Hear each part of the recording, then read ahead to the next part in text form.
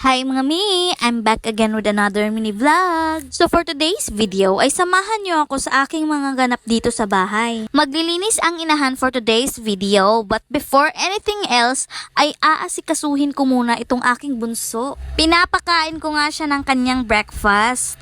After niya nga kumain ay maglilinis na ang inahan. Huwag na kayong magtaka. Bakit palaging linis Sarya ang vlog ng inahan? Ingani na judatong papel sa kinabuhi mga made. Maglimpyo per me. Pero okay lang naman mga mi. Acceptance is the key. Charis! Inayos ko na muna ang higaan namin para hindi na matapak-tapakan pa. Napagdesisyonan ko ngang maligo muna bago ako maglinis. Ang init kasi ng panahon ngayon. Namili na muna ako ng susuotin ko bago maligo. At fast forward nga ay tapos na akong maligo.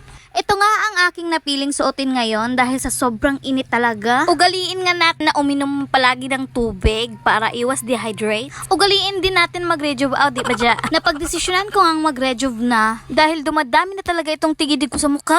Magbabaka sakaling ngang maging clear skin ulit, chares. At napagdesisyonan ko ring mag-lip tint. Mag-lip tint gyapon maski man limpyo ra. After ko ngang mag-ayos ng konti ay sinimulan ko ng maglinis. Inayos ko muna itong aming higaan. At nagwalis na rin ako. Tabi-tabi lamang po sa mga kumakain. Nakabalandra ang aking malaking tiyan for today's video. Inayos ko na muna itong aking stand dahil nga siya ay nasira. Kinakausap ko nga siyang wag muna siya magara-gara dahil wala pa akong pampalit sa kanya. Stay strong lang muna talaga tayo. Eto nga at klarong-klarong ebidensya ang nagkagubot gira ang mga gamit ay. Ako talaga ay naglilibong na dahil kakalinis ko lang talaga nito at kaka-arrange ko lang. Bakit ngayon nagkakagulo na naman? Maadyo na siguro panlabog na lang nino para wa na ilimpyohon. Hindi pa nga ako nangangalahati sa aking limpyohon na ay nagtawag na itong aking bunso. Nagpoop pala siya at sinabay ko na rin ang pagpapaligo sa kanya. Struggle is real na talaga sa pagpapaligo ng Junakis. Ngayong marunong na siyang maglaro, mangilog na manig kabo. Haroy! Bukod nga sa napakalikot ay kailangan mo talaga ng persa upang hindi siya matumba. Kaya magpahibuhi irabanig kalit mo rin ng kutso ng tumbahan. Kaya ang resulta ay mga ngalay talaga ang iyong mga balikat. Binihisan ko na nga siya after niya maligo at pinadede na rin. Sinimulan ko na rin ang aking paglilinis dito sa aming silid. Inuna ko na nga itong mga damit na nagtambak dito sa gilid dahil palagi talaga ako naiimbierna dahil nakatambak dito ang mga damit. Masakit talaga sa aking mata itong mga nakatambak dito na damit at hindi na nga ako nagpatumpik-tumpik pa. Inuna ko ng linisan para hindi malimutan. Napagdesisyonan ko nga magpahinga na muna dahil nangawit talaga ang aking mga braso sa pagpilo ng mga damit at sa pagligo nga ng aking bunso. Nakakangawit talaga kaya napag-isipan kong maghigdain na muna. Hindi ko talaga na malayang nakatulong na pala ako. Nakalimutan ko yung anak ko sa sala at nakalimutan kong nagbablog pala ako. Nako!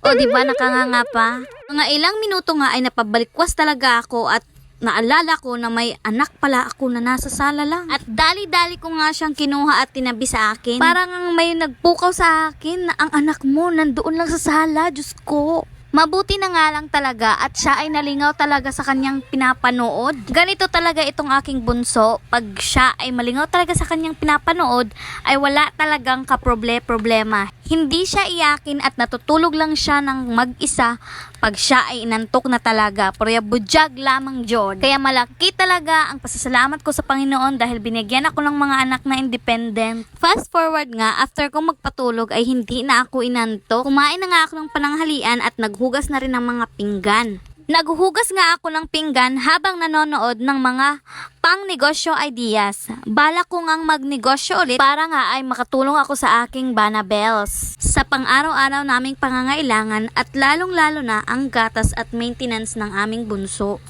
Fast forward, after kong manghugas ay gumayak na ako dahil ako nga ang nakatokang kumuha sa mga bata. Hindi nga maipinta ang aking pagmumuka dahil sobrang init talaga kahit alas 4 na ito ng hapon. Naabutan ko nga si madam na naglalaro pala at kakatapos lang ng klase ng kanyang kuya. Hatid sundo nga ang mga batang ito dahil sobra na ngang delikado ang panahon ngayon. Kaya kailangan talaga nating mag-ingat. At sa sobrang kakulitan nga ng mga ito, kaya di gid ka kumpiyansahan magbaktas pa uli nan sila. Kaya delikado gyud ba si magduwa-duwa sa daya na ko mga hiligsan simba ko. Kaya wala talaga tayong magagawa kundi magantos. Dumiretso na mga muna kami sa basakan bago kami umuwi. Idadaan ko nga lang itong parcel na dumating. Order ng mga parentals. Pagkadating namin ay binuksan ko na nga itong parcel na dumating. Umorder nga ng clip fan ang aking mga parentals dahil nasira ang kanilang nagamit. Napagpasyahan kasi naming bumili sa Orange app para makamura. Ito nga ay nagkakahalaga lamang ng 126. So far naman, kahit sa murang halaga ay maganda ang quality at wala siyang damage nang dumating. Nagpahinga nga lang kami saglit at umuwi na rin.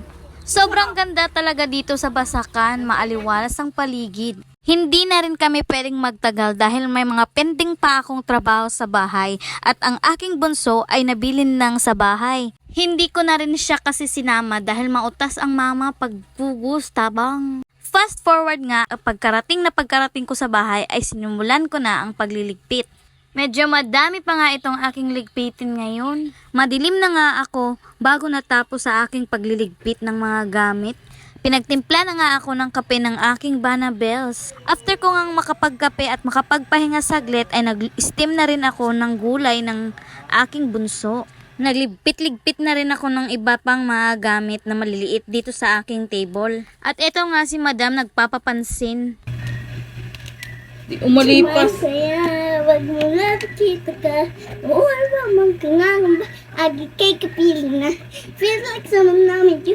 Pangis ng patrapiko. Tawit you, kabag ko you. Sais ng patrapiko. Pantapiko, pantrapiko. Sais ng pantrapiko. Pantapiko, pantrapiko. Sais ng patrapiko.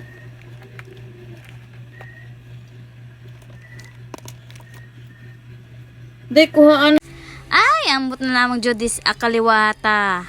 At finally nga ay naayos ko na itong aking mga gamit dito. At ito nga ang sinasabi nilang hapid now, gubot later. Hanggang dito na lamang po ako for today's video. Medyo mahaba-haba na rin itong aking mini vlog for today. Please don't forget to like, comment, and share my video. Maraming salamat po. Bye-bye!